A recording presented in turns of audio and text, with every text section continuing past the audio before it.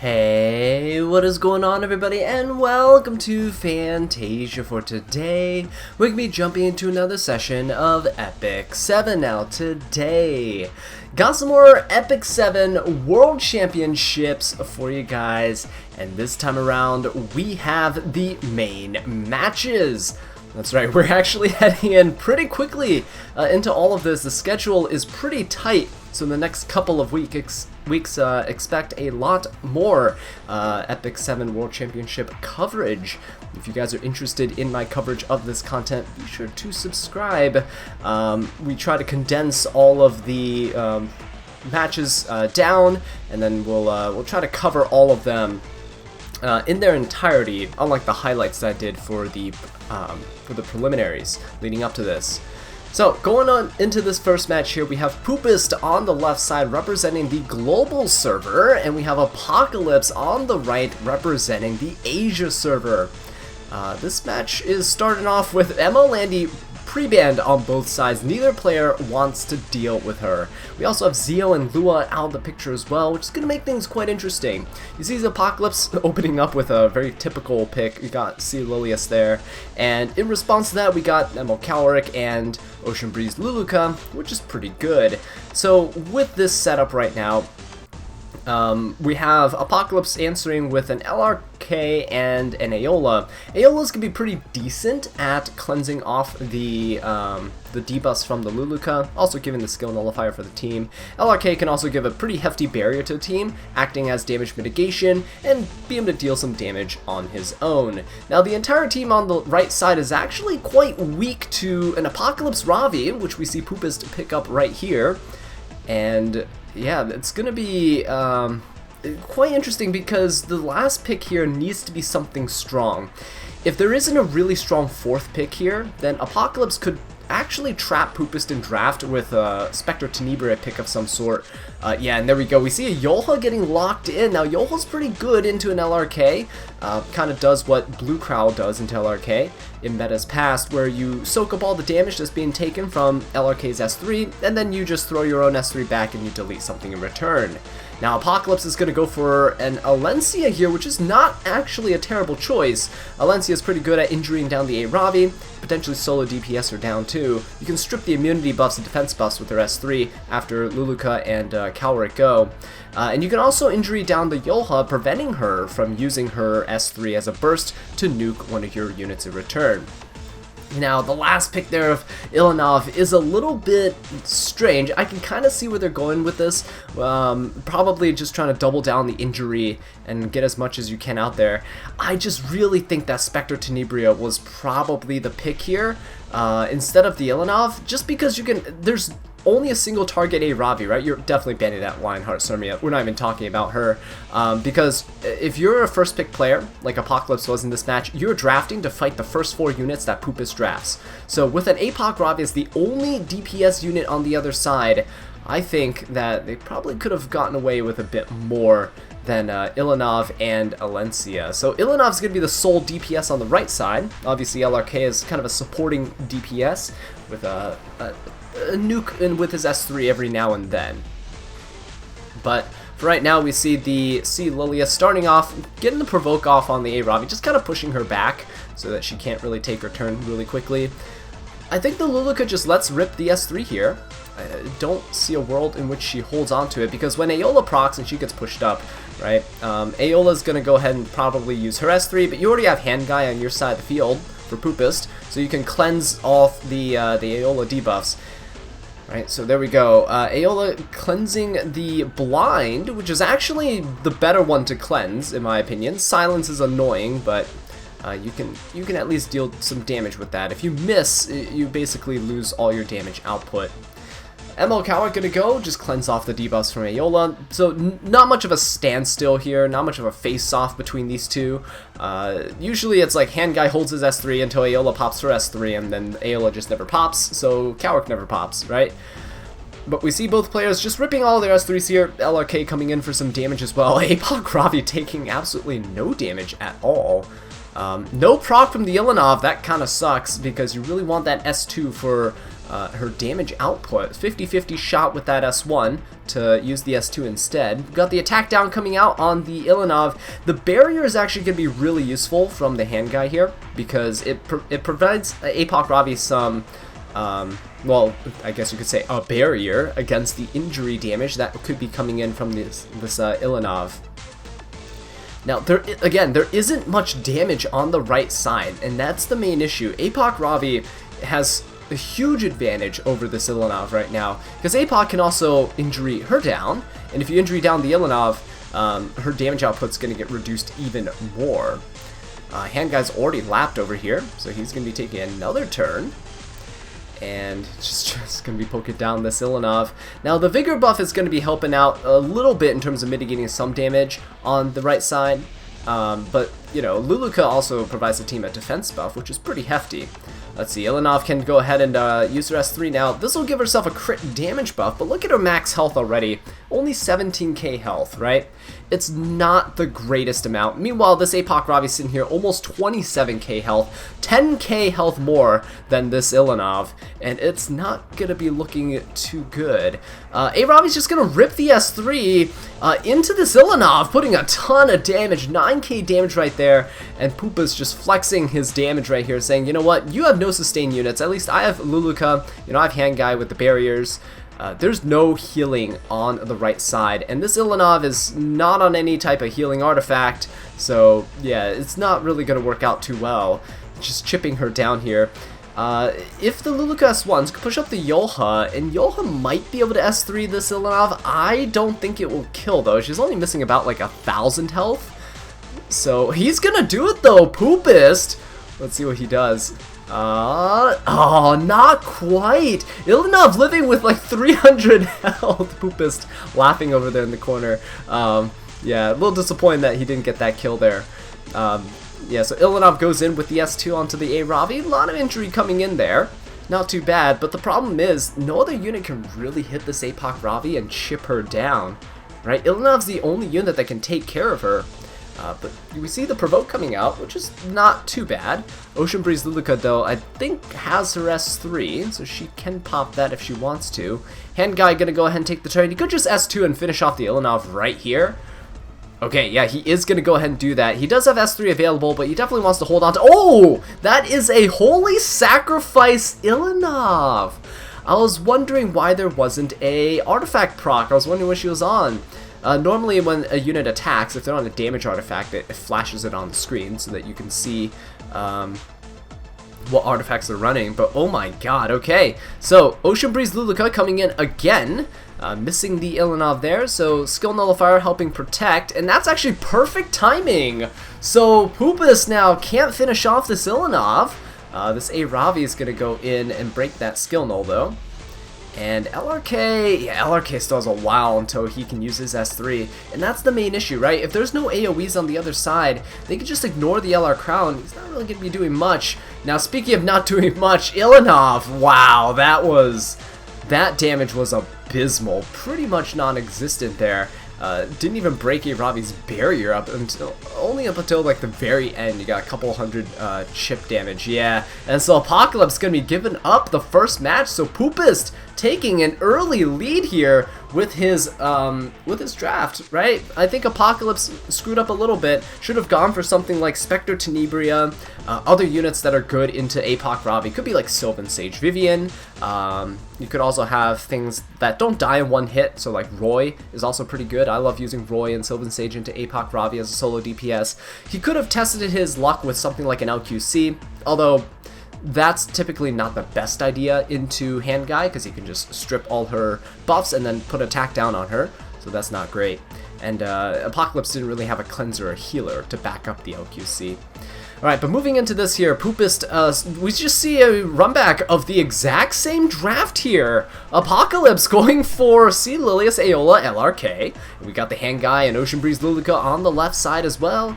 Alright, let's see what happens here. There's no way he's pick. I mean, Dark Corvus technically is good into the first 3 units, but there's no way you pick an early Dark Corvus like that. APOC Ravi, so we see, again, the exact same draft. Are we going to see Yolha pop up yet again? It would be pretty funny if this is the exact same draft and he's just trying to punish Apocalypse here. Now, the other reason why players run back their drafts is because they don't want to show too much of their hand. Every other player in this tournament is watching these matches, and they want to see what builds, what units that these players have. Now, obviously, you still want to win, right? This is a best of 5 match. We're in round number 2. With Poopest in the lead, though, he's a bit more comfortable running back the exact same draft, except the issue here is Apocalypse switches things up on him at the end. Kind of like what I mentioned earlier, we got Roy, we got Spectre Tenebria, both really good options into this APOC Ravi. Karina's going to get picked up at the end, but I think she's going to get banned out. Karina is good enough to just delete Roy, and if Spectre gets banned here, I think that, you know, that's what Poopest might be banking on. Apocalypse, though, don't know what he would. He just probably banned the Karina, right? That's the safest option, just in case Roy's your solo DPS. You don't want him to get popped by the Karina.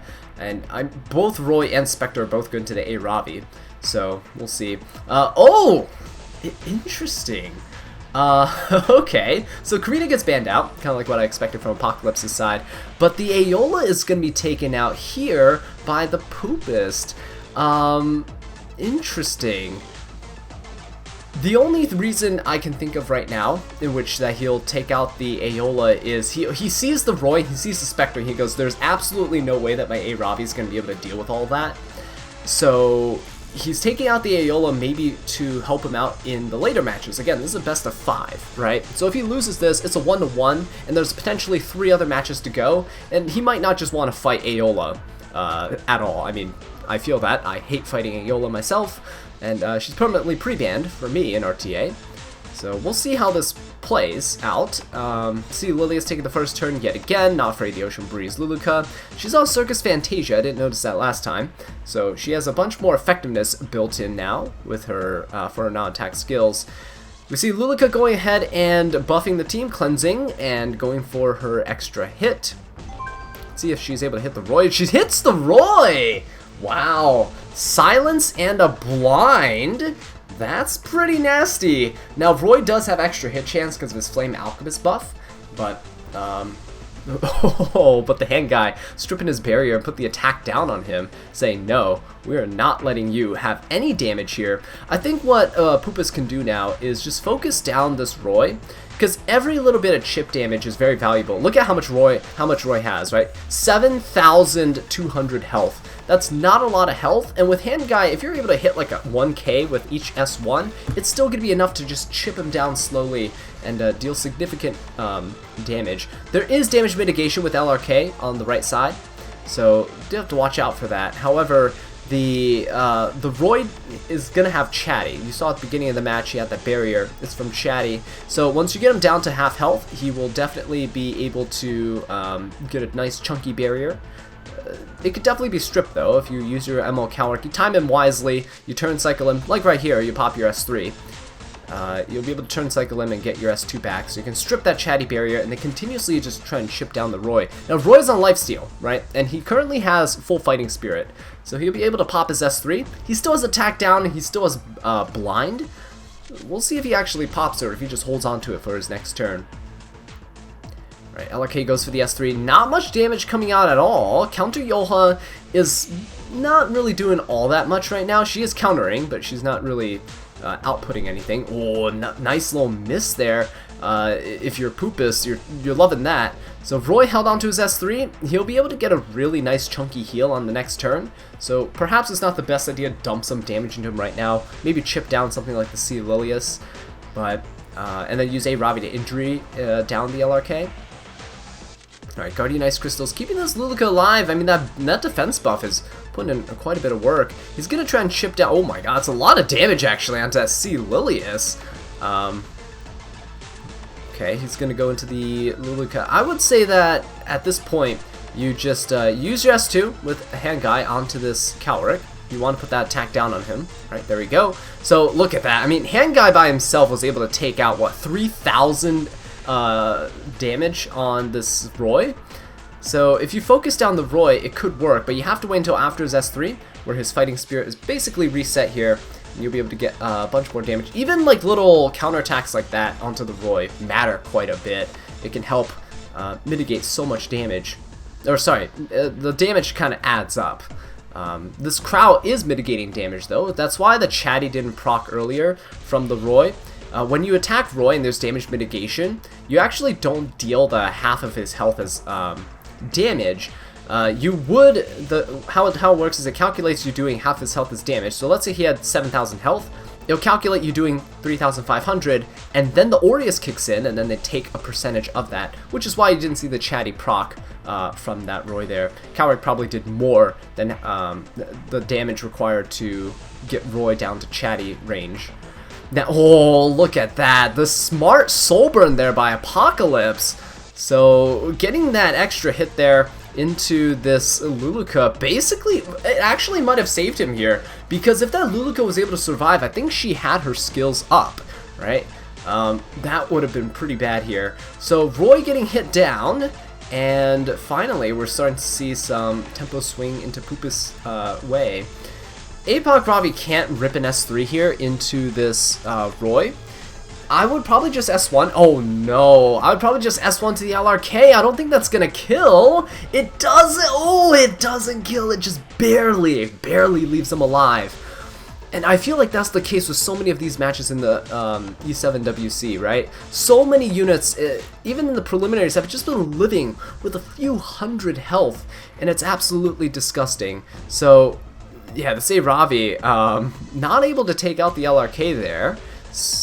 Roy is going to be taking a turn. He's going to heal up, though. Look at this. He can soul burn, right? And he is definitely... Oh, my God. That's a lot of damage. Oh, my God. Without the damage mitigation, there's over 10,000 damage from just an S1. And hand guy's going down. So, at this point, I think it's pretty much over. Yoha ripped a really early S3 before. She doesn't have anything right now. Can take out the LRK, chipping him down. But at this point, she's going to go down. Or not, she's also just gonna live on a sliver of health. Okay, and love how the stage changes with the battle frenzy. So we have Apoc Ravi desperately just trying to smack down this Roy, but it's not gonna work. Because of how injury works with units like Roy, once you injury him down, your next hit, you're not gonna be able to kill him. The injury applies as the damage is being dealt, so you need 3 hits if you have an injury unit to kill a unit like Roy, who can't lose more than half his health. And yeah, Spectre Tenebra is going to go ahead and finish him off. So Poopest is down 1 now. So 1-1 tied with Apocalypse taking a win this time around. Yeah, I think Poopest did a pretty smart move with his ban on the last match, because now Aeola's gone, right? There's no more Aeola. We don't have Lua. We don't have Zeo. Sea Lilius is still available, so Poopest is going to open and take the Sea Lilius from Apocalypse. We're going to see if Apocalypse goes ahead and copies what Poopest did from the last match here. Yeah, Ocean Breeze Lilica coming out. She's really strong to Sea Lilius. Probably the closest we've ever had to a direct counter to her, actually. And LRK getting picked up, so no Hand Guy coming out. This does leave Hand Guy open for Poopest, though, which is pretty good. If you have Sea Lily's Hand Guy, you essentially nullify what Ocean Breeze Luluka is able to do. Picking up the Apoc Ravi is also really good here, because at this point, Apoc Ravi is good to LRK. You have the Hand Guy to cleanse off the Ocean Breeze Luluka debuffs, which means you can use your Sea Lilius as an opener. Apocalypse coming with a Para and a Spectre Tenebria, though. Okay, I would say the Para's Restrict is going to be pretty decent on the Apoc Ravi. You're going to outspeed the Sea Lilius as well, so you put the Unbuffable on everybody, so no Vigor buffs and shenanigans there. The Hand Guy is able to cleanse, but he won't be able to Warhorn. If you let him through, he won't be able to Warhorn. Right, I don't think Apocalypse wants to ban the Hand Guy, so we'll see. DJB getting picked up, alright. Now, I don't know if I agree with that, because with the Spectre Tenebria and the Para on the other side, I mean, DJB could be okay, right? Because Para has the barrier, LRK has a barrier if you use an AoE. There is no AoE attack, though, on Poopest's side. So he can't proc the LRK's barrier, so he picks up Solitary as his last unit. Solitary could actually be okay here. The only issue is that if she gets debuffed by Para, she can't go into stealth, and she can't get her Daydream buff. I don't know. I guess Para's gonna be the one that gets banned out, but then again, there's no... Ooh, that's also tough. I mean, because Ed counters this Solitary. If Apoc Ravi gets banned, and Solitaria is the only DPS here. You have to ban the Zed, I feel. Yeah, so Ed's gonna get banned out, and APOC Ravi, yep, so there we go, that 50-50 ban. Kind of saw that right there at the end before they selected the units. So there's no damage on Poopest's side. There's absolutely no damage. I don't see how he can win this. He's kind of got the picks to counter the Luluka, but he lost APOC Ravi to go into this LRK. I guess he has some reach with Solitaria into this Spectre Tenebria behind the backlines. But again, look, we already see the debuffs coming out. Now, DJB is not on Eternus, and he might be on Soul Constellation, but I don't know. Para did not actually go for her S3, maybe in anticipation of, oh no, because DJB is, oh, what am I talking about? DJB is on the other side. You don't want to S3. You don't want that barrier, right? So Para can never S3 in this match, and DJB just has to hold on to his S2. Unless, of course, he uses Solitaria's S1, gets that LRK's barrier up, and then he can invert it. The barrier inversion actually does quite a bit of damage, though. We'll see. LRK, 29k health, going to be taking his first turn, going for the S3 here. Solitaria, I mean, look at that, already under half her health. I don't know about this. Poopest is probably not going to be, able to get out of this unscathed. The Solitaria is quite tanky, almost 16k health, that's pretty good. And she's starting off with an S3 available, but there's no reason to use it because everyone has a 2-turn immunity. She only decreases the turn durations, the buff durations by 1 turn. So going for the S1 there, giving everyone a barrier. Unfortunately, DJB went before the Solitaria, but we see the S3 coming in onto C. Lilius. No stun because everyone has immunity. Let's see what the hand guy does. Probably going to replenish a barrier. He could go for an S2 onto Para. Oh no, he's going to go for the Ocean Breeze Luluka, just trying to get some damage onto her. Alright. Everyone has a pretty nice chunky barrier now. And we'll see what the Solitaria can do. The thing with Solitaria is that when she uses her S1, she has that follow-up AoE attack, and that's going to give LRK a 2-turn cooldown decrease, right? So you'll be getting hit with a bunch of bikes, unless you can somehow control this LRK, and Spectre Tenebria really just needs one hit, one stray hit with her S1 to hit that Solitaria, and it's going to be solid, right? You reveal her from stealth, and you just focus all your damage onto her. When she's down, it's pretty much over. So, Ocean Breeze Luluka, she is going to Soul Burn. Interesting. Pushing up the entire team, trying to get some momentum going. DJB is going to take the turn. He can really only heal at this point. I don't think he's going to need to pop his skills right now. Yeah, S1 is probably the best option. Trying to go for a stun. No stun coming out, though, on that Para. And he could definitely use a couple stuns here or there. Alright, so speaking of stuns, can the Solitaria do it? I don't think she's on Abyssal Crown. Let me pay attention to what artifact she's actually on. Okay, she's on Fairy Tale for a Nightmare, so you see that extra chip damage onto everybody. It's pretty good. Ocean Breeze Luluka actually getting stunned over there. See Lilius going so low. That's not good at all. Alright.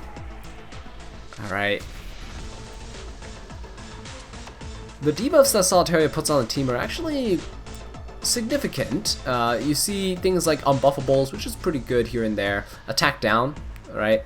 Blinds, those are really strong debuffs. If you can land some on Spectre Tenebria, I think it can definitely turn the tide of the battle. Now, LRK is going to go. He doesn't have his S3 just yet because he didn't Soul Burn at the start of the match when he did his initial S3. So trying to chip down that C. Lilius because she is actually providing a little bit of momentum for the team, right? If she dual attacks for the DJB, she will heal the team, essentially. If she dual attacks with ML Calric, go ahead and push up the team. Dual attacks with Solitaria, more damage, especially with Fairy Tale, right? And you also get some debuffs, too. Yeah, so DJB here, I think he's just gotta hold his skills. As a DJB enjoyer myself, I can tell you he's very limited in certain aspects. Longer games like this, he's not as useful in. So let's see. Solitaria pretty much has to focus down this LRK because he has his S3 available right now. and you pretty much just gotta stun him. If you can't stun him, oh, speed down. That'll allow the Solitaria to kind of lap here, which is okay, especially because, you know, Hand Guy here also provides some momentum. Ooh, wait a minute, that's not good at all. Spectre Tenebria got a rogue hit onto the Solitaria. She's revealed from stealth. Luluka's gonna go ahead and S3. The Solitaria is also pretty good at preventing Luluka from gaining focus. I forgot to mention that earlier. So she's a pretty decent pick into the Luluka. She basically only heals every once in a while, and then she's like an ML Cowrick. She just pushes up the teammates with an S1.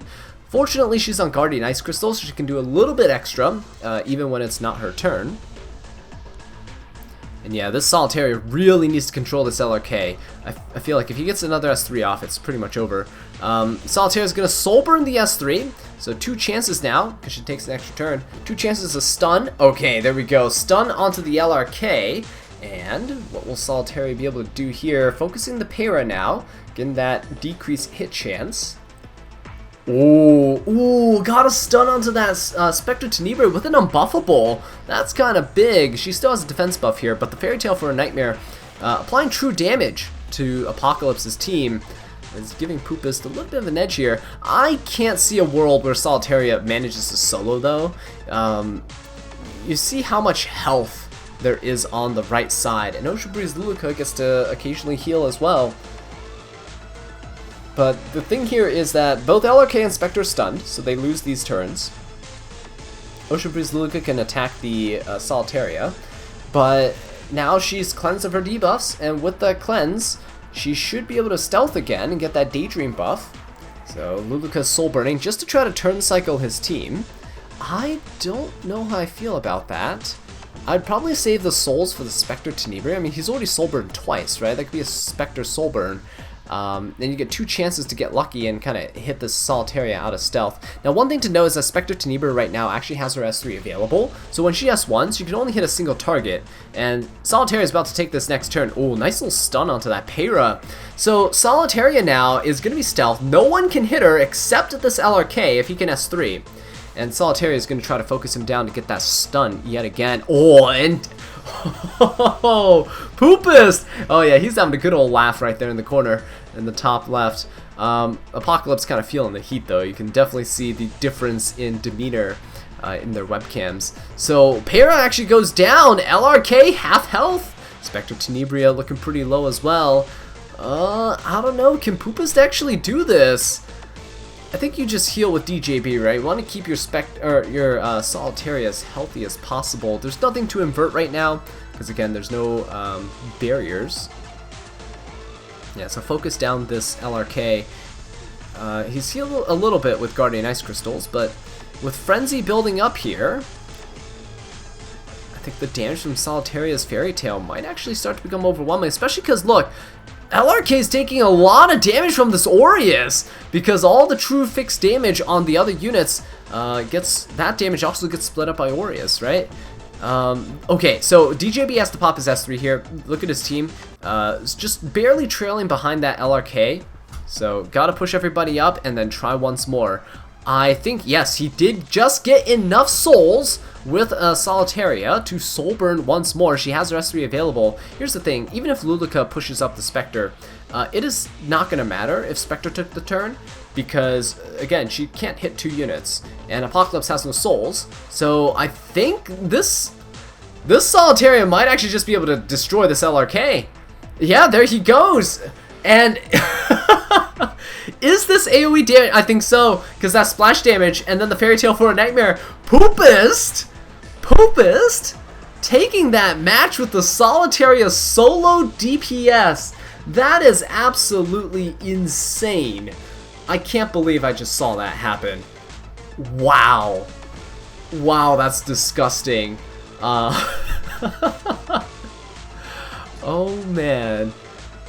That was absolutely disgusting. If you're Apocalypse right here, now you're starting to sweat bullets because you gotta win 2 matches. Poopest only has to win 1, and look at what Poopest is doing. He is just going into this Apocalypse's first pick, which is C. Lilius, right? Apocalypse going like, alright, we'll just run this back, do the same exact thing. I'll take the C. Lilius this time. No, Poopest saying, hey, I'm gonna pick the Ron, I'm gonna pick Aiden, and I'm just gonna cleave you. So, if you look at the pre-bans, Zia's gone, Lua's gone, Aeola's gone, Emma Landy's gone, Apoc Robbie's gone, Karina's gone. There's so many units. I mean, Ed is gone too, which is also a popular anti-cleave unit. Yeah, Poopest basically has free reign here with this Ron that's gonna go first. Even if he doesn't cleave, like full cleave here, he still gets an immunity buff with Ron's S2, and Ron is faster than C. Lilius, so you'll protect your team from an attack down at the very least. Aiden was picked out, so he's probably using her as a damage dealer here and just preventing the opponent from picking her as an anti-cleave unit because she's really annoying to deal with. Destina and Yoha getting picked up on the right. Destina's really strong at stopping momentum of cleave teams. If everyone goes on a cleave team and they fail to kill Destina, she'll just revive the rest of her team. Your team already went, they tried to cleave, right? So they're at like 0 to 10% combat readiness. Destina revives everyone back where they used to be. So those units are probably going to take the turn afterwards and just clean you up. Yoha's really good into Aiden. That reflect damage matters quite a bit. And then you can pop your S3 into her to finish her off as well. But we see Poopest kind of pivoting here. Handguy and Spectre Tenebria getting picked up, and Spectre's a pretty good one. It forces Apocalypse to go for some AoE damage, but then Aiden's over there, right? So if you hit Aiden and you miss, then she's going to counter. So we see Bryceria coming out, which is a pretty strong pick here, I would say. Bryceria is not too bad into this Aiden and Spectre. The only issue is Bryceria locks this Destina out of revives, so it's a little tricky. Senya's going to be the last unit picked up. Senya's also really good into Aiden because you have Spear of a New Dawn that can just chip away at her. You don't really care about critting, you just have high attacks. So you just go ahead and poke her a couple times. She's decent to Spectre Tenebria because, again, the reflect damage. And if you're able to S3 and provoke her, that's still pretty good.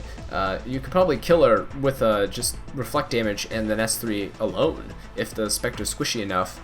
So Poopest's going to go for a Kayron! Very interesting. I don't understand that pick. Kayron is typically built with high resistance and a lot of damage. Just kind of no speed sitting there, and you can use him as an anti-cleave unit. The only thing I can see with Kayron here is that he probably is still 0 speed, just sitting there, right?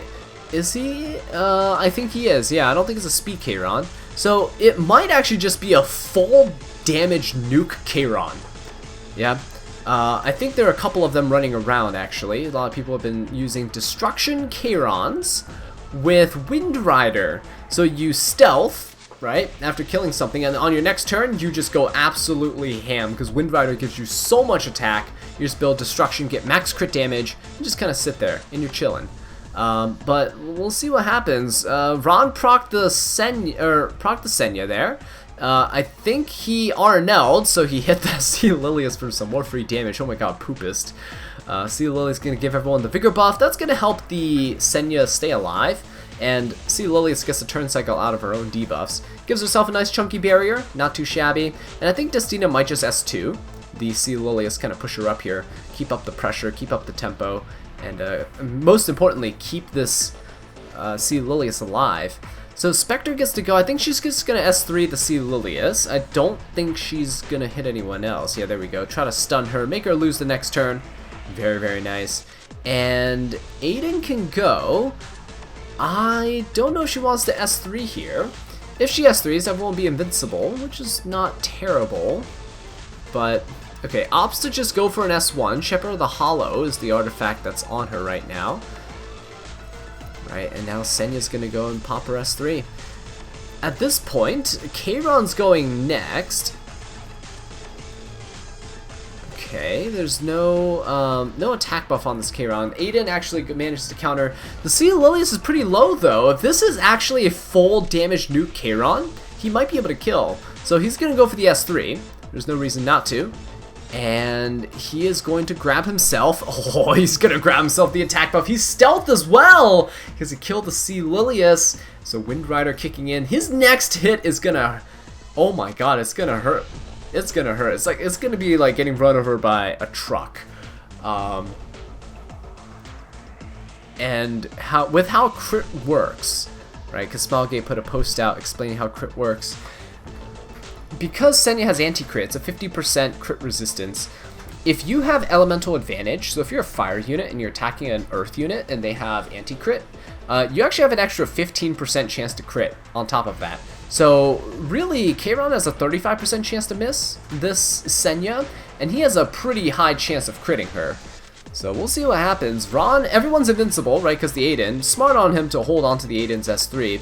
We see Ron going to give everyone replenished immunity buff, which is pretty good. It helps prevent the Senya from kind of controlling you with provoke locks. Alright, let's see what the Kayron's going to do. He has souls! Is he going to soul burn this? Come on, Kayron, you can do it. Come on, I really want to see this Kayron. Oh my god! Whoa! There goes the entire team on Apocalypse's side. That was a crit, so like I explained earlier, it's not a 50% chance to miss. It's actually a 35% chance. So Senya there, wow. Absolutely disgusting. She gets a barrier. Ron killed himself, but I don't think she's going to survive this Aiden. Yeah, that S1 there. That is going to be it. Poopest knocking Apocalypse out of the tournament. Well, for now, because I think there's a loser's bracket that Apocalypse can compete in to try to still get to the grand finals. But there you go, Poopest with his dog in celebration. With that being said though, guys, thank you so much for watching this video. I really do appreciate it. If you want to see more of the E7 World Championship main match coverage, be sure to hit that like button and subscribe. And with that said, I'll catch you guys next time. Take care.